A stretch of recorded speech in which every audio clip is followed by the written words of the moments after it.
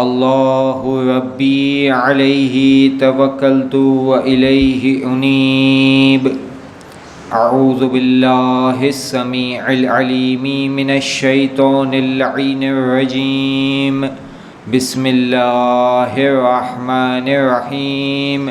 الحمد للہ رب العالمین، والصلاة والسلام على سید الانبیاء والمرسلین، حبیب الہ العالمین ابی القاسم محمد، اللهم صل علی محمد وآل محمد وعلى آلہ الطیبین الطاہرین المعصومین، سیما بقیت اللہ فی الارضین، روحی وارواحنا لہ الفداء۔ اللہم کن لی ولیک الحجۃ ابن الحسن صلواتک علیہ وعلی آبائہ فی ہذہ الساعہ وفی کل الساعہ، ولیا وحافظا وقائدا وناصرا ودلیلا وعینا، حتی تسکنہ ارضک طوعا وتمتعہ فیہا طویلا۔ صلی علی محمد وآل محمد۔ واللعنۃ الدائمۃ الباقیۃ علی اعدائہم اجمعین۔ رب اشرح لی صدری ویسر لی امری واحلل عقدۃ من لسانی یفقہوا قولی۔ اما بعد فقد قال اللہ تبارک وتعالی فی کتابہ المجید۔ بسم اللہ الرحمن الرحیم۔ وفی اموالہم حق للسائل والمرحوم۔ صلوات پڑھیں محمد و آل محمد۔ سورۃ الذاریات قرآن مجید کا 51واں سورہ ہے، اور اس سورہ کی 18ویں آیت کی تلاوت کا شرف حاصل کیا۔ پروردگار عالم متقین کی صفات بیان کر رہا ہے کہ متقین وہ ہوں گے کہ جو ان المتقین فی جنات وعیون، جو جنت میں ہوں گے، جنت کے باغوں میں ہوں گے، بہشت میں ہوں گے۔ اور اس کے بعد پروردگار عالم نے ان کی تعریف کی کہ وہ ہر وہ چیز اپنے رب سے پا رہے ہوں گے کہ جو ان کے پروردگار عالم نے انہیں دی ہوگی۔ پھر ان کی ایک صفت بیان کی، وفی اموالہم حق للسائل والمحروم۔ ان کے اموال کے اندر، ان کے مال میں ایک حق ہوا کرتا تھا۔ یہ جو بہشت انہیں عطا کی گئی، یہ جو جنت انہیں عطا کی گئی، اس کے اسباب میں سے ایک سبب یہ تھا کہ ان کے اموال میں، ان کے مال میں حق ہوا کرتا تھا للسائلی، سوال کرنے والے کے لیے، والمحروم، اور اس شخص کے لیے کہ جو محروم رہ گیا ہو۔ پروردگار عالم اس مسئلے کو قرآن مجید میں جا بجا مقام پر بیان فرماتا ہے کہ اللہ نے انسان کو نعمتیں دیں، اسے مال دیا۔ اس کی آزمائشوں میں سے ایک آزمائش یہ ہے کہ وہ اس مال میں سے محروم کے لیے، سوال کرنے والے کے لیے، فقراء کے لیے، مساکین کے لیے کس طریقے سے انفاق کرتا ہے۔ اسی لیے آپ دیکھتے ہیں جا بجا مقام پر جہاں نماز کا تذکرہ ہے، وہاں زکوٰۃ کا بھی تذکرہ ہے۔ اقیموا الصلاۃ وآتوا الزکاۃ، نماز کو قیام کرو، نماز کو قائم کرو اور زکوٰۃ ادا کرو۔ یہاں زکوٰۃ سے مراد دونوں زکوٰۃ ہیں، واجب زکوٰۃ بھی اور مستحب زکوٰۃ بھی۔ جیسے اس آیت میں ہے جہاں مولا کائنات نے حالت رکوع میں زکوٰۃ دی تھی، وہ مستحب زکوٰۃ تھی کہ انما ولیکم اللہ ورسولہ والذین آمنوا الذین یقیمون الصلاۃ ویؤتون الزکاۃ وہم راکعون، کہ تمہارا ولی اور سرپرست صرف اور صرف اللہ ہے، اس کا رسول ہے، اور وہ لوگ ہیں کہ جو اللہ پر ایمان لاتے ہیں، نماز کو قائم کرتے ہیں اور حالت رکوع میں زکوٰۃ دیتے ہیں۔ وہ مولا کائنات جو زکوٰۃ دے رہے ہیں وہ مستحب زکوٰۃ ہے۔ اقیموا الصلاۃ وآتوا الزکاۃ، اس کو بھی شامل کرتا ہے، لیکن جب پروردگار عالم نے واجب زکوٰۃ کی بات کی وہاں لفظ زکوٰۃ استعمال نہیں کیا، خاص طور پہ وہاں لفظ صدقہ استعمال کیا۔ اللہ کے حبیب کو حکم دیا کہ ان سے واجب زکوٰۃ لو، تو سورہ توبہ میں پروردگار عالم نے ارشاد فرمایا خذ من اموالہم صدقہ، اے حبیب ان سے واجب زکوٰۃ لو اور اس کے بعد زکوٰۃ دینے والے کے لیے دعا کر لیا کرو۔ اور دوسری آیت میں جہاں زکوٰۃ کے مصارف کو بیان کیا وہاں بھی لفظ صدقہ استعمال کیا، انما الصدقات للفقراء والمساکین وابن السبیل، کہ زکوٰۃ جو واجب زکوٰۃ ہے وہ کس کے لیے ہے؟ فقراء کے لیے ہے، مساکین کے لیے ہے۔ تو معلوم ہوا کہ زکوٰۃ پروردگار عالم کے نزدیک بہت اہمیت کی حامل ہے۔ انسان کے مال کو پاک کرنے والی شے کا نام زکوٰۃ ہے۔ اسی طریقے سے اگر انسان اس چیز کو سمجھنا چاہتا ہو کہ پروردگار عالم کے نزدیک نیکی کیا ہے تو وہ بھی یہی پروردگار عالم نے فرمایا کہ لیس البر ان تولوا قبل المشرق والمغرب، بر اور نیکی صرف یہی نہیں ہے، یا نیکی یہ نہیں ہے کہ تم اپنا رخ موڑ لو مشرق کی طرف یا مغرب کی طرف، بلکہ نیکی کیا ہے؟ تم اپنے مال میں سے جو تمہیں مما تحبون، جو تمہیں پسند ہو اس میں سے انفاق کرو۔ انسان نیکی تک پہنچ ہی نہیں سکتا جب تک وہ اس مال میں سے کہ جو اسے محبوب ہو اس سے انفاق نہ کر دے۔ تو یہ زکوٰۃ اتنی اہمیت کے حامل ہے، حتیٰ شیعہ کتب میں جو 4 بڑی اہم کتابیں ہیں، کافی، من لا یحضرہ الفقیہ، استبصار اور تہذیب الاحکام، ان چاروں کے اندر یہ روایت موجود ہے کہ پروردگار عالم کے حبیب محمد مصطفیٰ صلی اللہ علیہ وآلہ وسلم صلی علی محمد وآل محمد، اسلام کی جو 5 بنیادیں بتائی ہیں اس میں سے ایک زکوٰۃ کو بیان کیا ہے۔ یہ اتنی اہمیت کی حامل چیز ہے۔ تو جب یہ زکوٰۃ اتنی اہمیت کی حامل ہے تو ماہ رمضان المبارک میں پروردگار عالم نے جو انسان کو روزے جیسی نعمت سے نوازا، جو انسان کے تقوی کے حصول کا باعث ہے، انسان اگر روزہ رکھ رہا ہے تو وہ کیوں رکھ رہا ہے؟ لعلکم تتقون، تاکہ انسان تقوی حاصل کر لیں۔ تو اس تقوی کو پایۂ کمال تک پہنچانے والی چیز کا نام زکوٰۃ فطرہ ہے۔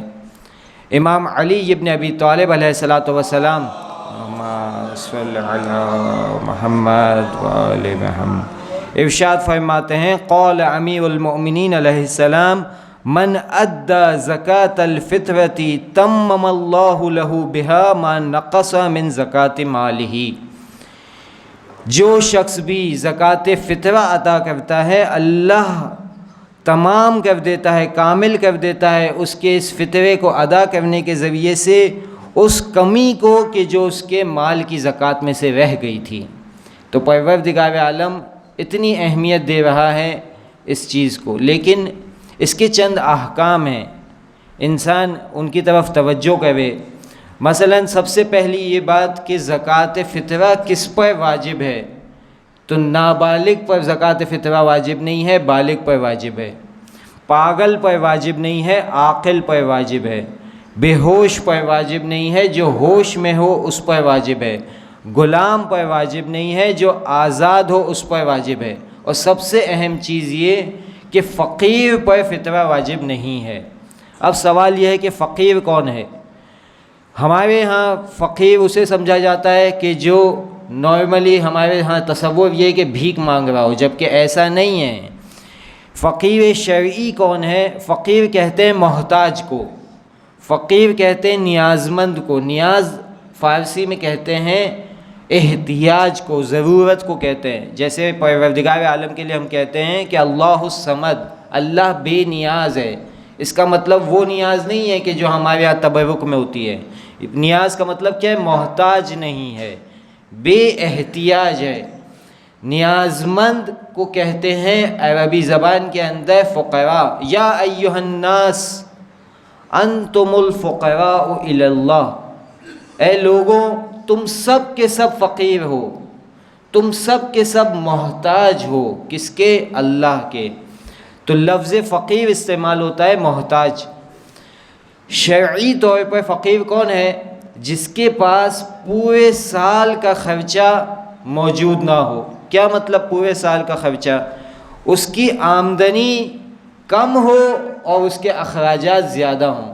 تو جو شخص فقیر ہو شرعی طور پر اس پر بھی زکوٰۃ فطرہ واجب نہیں ہے۔ مثال کے طور پر سوشل اسٹیٹس کے اعتبار سے کسی کی آمدنی ہونی چاہیے 80,000 روپے، لیکن اس کی آمدنی ہے 50,000 روپے اور اس کے خرچے ہیں 80,000 روپے کے، جو اس کے سوشل اسٹیٹس کے اعتبار سے اس کے ضروری خرچے ہیں۔ 30,000 روپے جو اضافی ہیں وہ اس کے اخراجات میں شمار ہوتے ہیں، لیکن اس کی آمدنی کم ہے، تو یہ فقیر شمار ہوگا۔ ایسا شخص کہ جو پورے سال کے اخراجات کو برداشت کرنے کی طاقت نہ رکھتا ہو، اس کے پاس اتنا مال موجود نہ ہو بالفعل یعنی ابھی، یا بالقوہ طاقت کے اعتبار سے بھی نہ ہو، تو وہ فقیر ہے۔ کیا مطلب بالقوہ؟ مثال کے طور پر ایک شخص ہے، اس کے پورے سال کے اخراجات ہیں 2 لاکھ یا پورے سال کے اخراجات ہیں 5 لاکھ، لیکن مہینے کے اندر اس کو آمدنی کبھی ہوتی ہے 50,000 کی، اس کے اگلے مہینے ہوتی ہے 80,000 کی، کبھی 10,000 کی، کبھی 1 لاکھ کی۔ اس طریقے سے اسے ہر مہینے اتنے نہیں مل رہے ہیں، لیکن اس کے ہر مہینے ملنے والی آمدنی کو اگر کاؤنٹ کیا جائے تو وہ اتنی طاقت رکھتا ہے، اتنی صلاحیت رکھتا ہے، بالقوہ اس کی اتنی ایبلٹی ہے کہ وہ پورے سال کے اخراجات نکال سکتا ہے، تو وہ فقیر شمار نہیں ہوگا۔ لیکن فقیر وہ شخص ضرور شمار ہوگا کہ جس کی آمدنی اس کے اخراجات سے کم ہے۔ صلوات پڑھیں محمد و آل محمد، صلی علی محمد و آل محمد۔ اب یہ زکوٰۃ فطرہ کب نکالنا ہے؟ اللہ کے حبیب رسول خدا محمد مصطفیٰ صلی اللہ علیہ وآلہ وسلم، اللہم صلی علی محمد و آل محمد، اور ائمہ معصومین کے احادیث کی روشنی میں عید الفطر کی رات، شب عید الفطر، سورج غروب ہونے کے بعد سے لے کر انسان اس وقت یہ دیکھے کہ اس کے پاس اتنا مال موجود ہے یا بالقوہ یا بالفعل کہ وہ پورے سال کے اخراجات کو برداشت کر سکتا ہے یا نہیں، پھر اس کے بعد اس پہ زکوٰۃ فطرہ واجب ہوگی۔ ادا کب کرنا ہے؟ اگر وہ نماز عید کو پڑھتا ہے، جیسے کہ امام زمانہ عجل اللہ تعالی فرجہ الشریف اللہم صلی علی محمد و آل محمد کی غیبت میں نماز عید مستحب ہے، ان کے ظہور کے بعد نماز عید واجب ہے، لیکن ان کی غیبت میں نماز عید مستحب ہے۔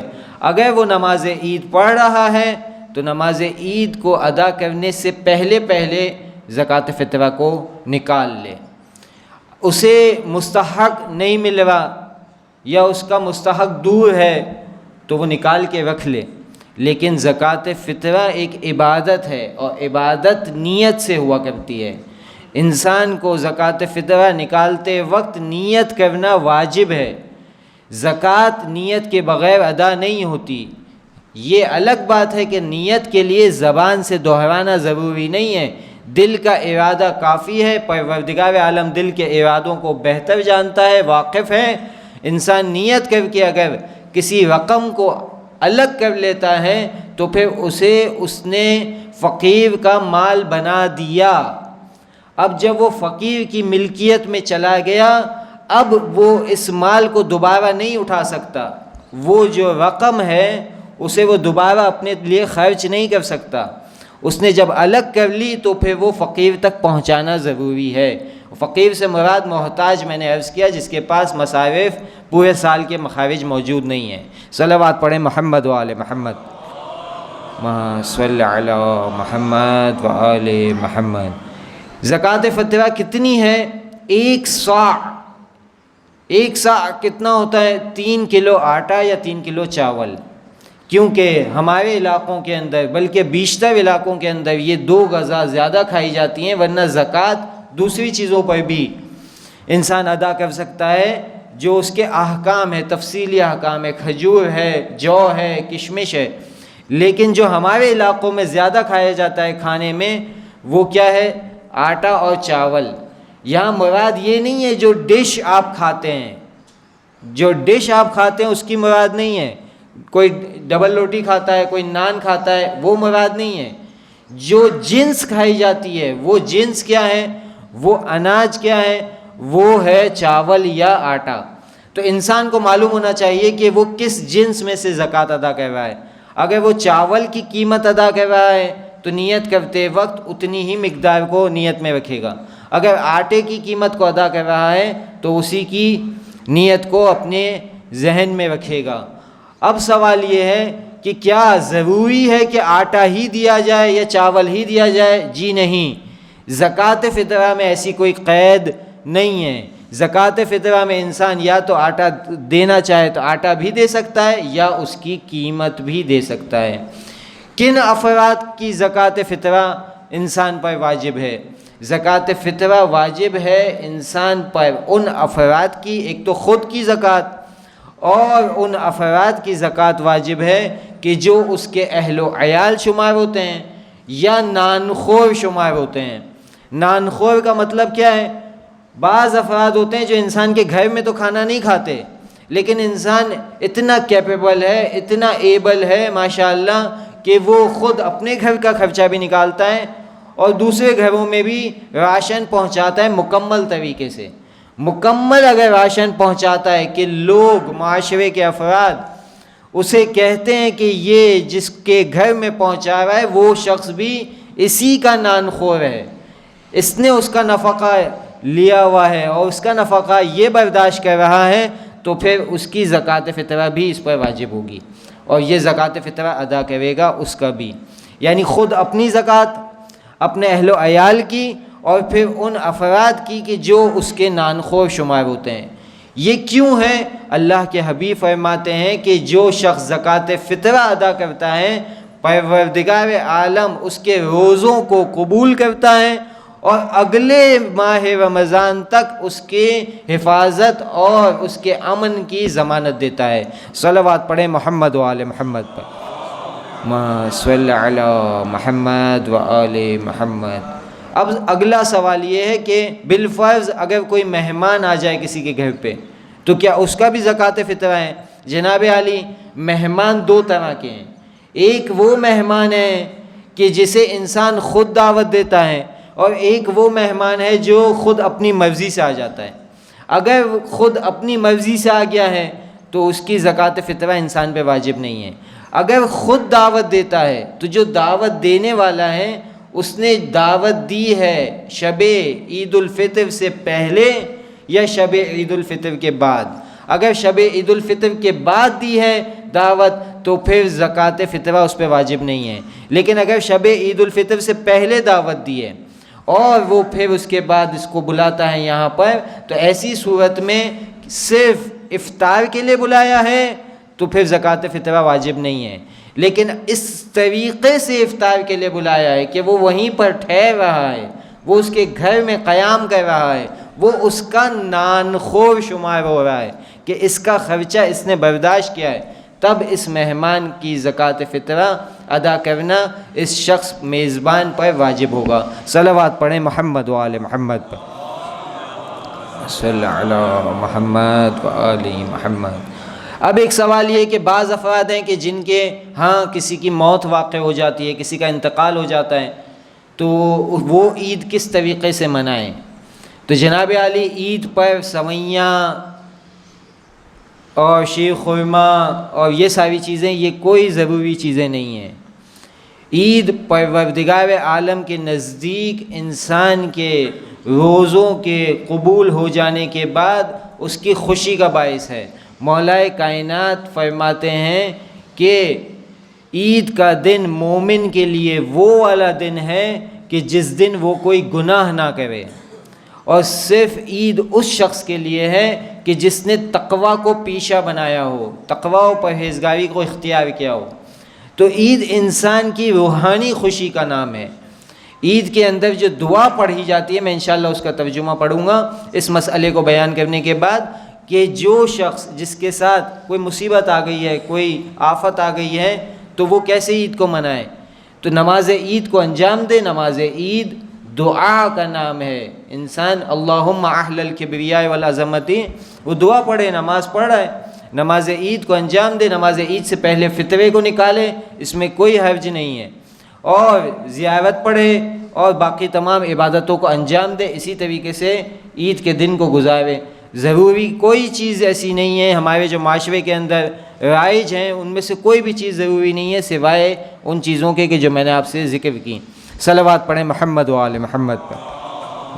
صلی اللہ محمد و آل محمد۔ باقی چیزیں اگر کسی کے ذہن میں کوئی سوال ہو تو پھر انشاءاللہ اسے بیان کیا جائے گا۔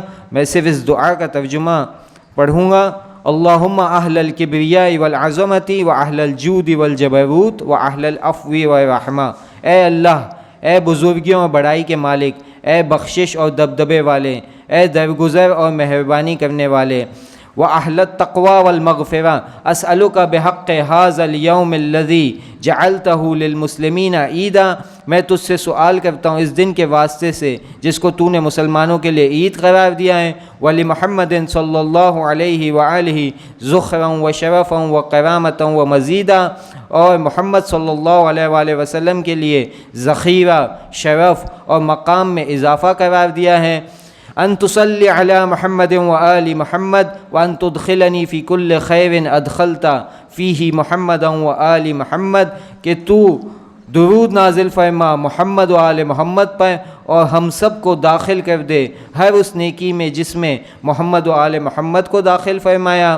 وان تخرجنی من کل سوء اخرجت منہ محمد و آل محمد، اور تو ہم سب کو نکال دے ہر اس برائی سے جس سے محمد و آل محمد کو نکالا ہے۔ صلواتک علیہ وعلیہم، تیرا درود و سلام ہو ان پر اور ان سب پر۔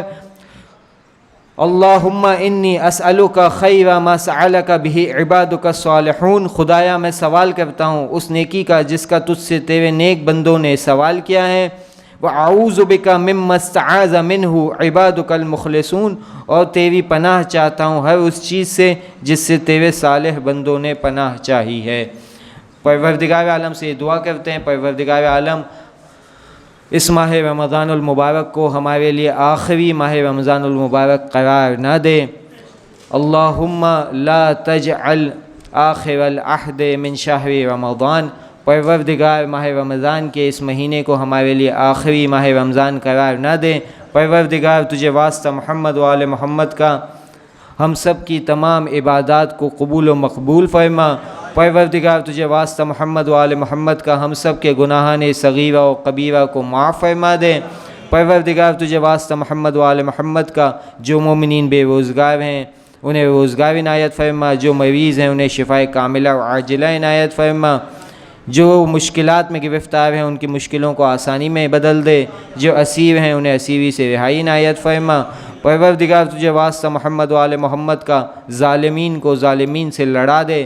اللہم اشغل الظالمین بالظالمین، پروردگار تجھے واسطہ محمد و آل محمد کا دنیا میں جہاں کہیں جہاں مومنین مظلوم ہے پروردگار انہیں ظلم سے نجات عنایت فرما۔ پروردگار تجھے واسطہ محمد و آل محمد کا امام زمانہ کے ظہور میں تعجیل فرما، ہمیں ان کے اعوان و انصار میں شامل فرما۔